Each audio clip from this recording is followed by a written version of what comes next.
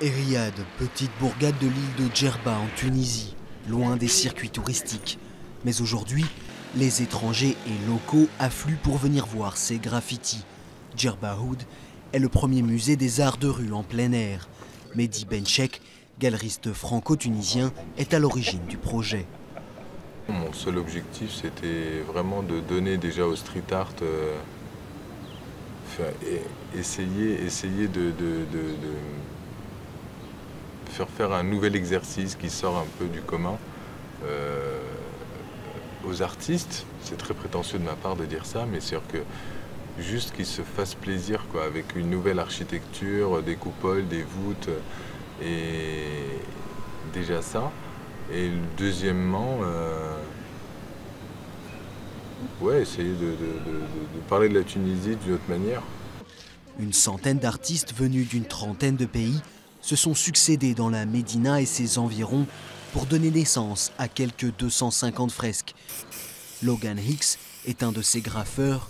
Venu de New York pour l'occasion, il a déjà participé à de tels projets, mais est impressionné par l'ampleur de Djerba Oud. L'autre chose que j'apprécie est qu'ils utilisent un certain nombre d'artistes qui comprennent la culture, ou du moins qui apprécient ses principes esthétiques. Il y a donc des gens qui bâtissent un dialogue avec la communauté au lieu de simplement apposer leur marque sans qu'elle n'ait de rapport avec la communauté. Le vernissage ne doit pas avoir lieu avant le 20 septembre, mais déjà, les graffitis ont changé la ville sur le plan esthétique et économique.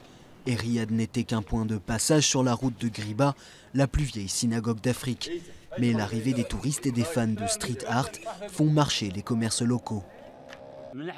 En ce qui concerne la saison de cette année, c'est vraiment bien. Les peintures ont ramené du commerce, des touristes et de nouveaux visages, des gens qu'on ne voyait pas avant à Riyad. Ce qui est intéressant, c'est que les peintures sont bien dispersées et pas concentrées, pas que sur une seule route.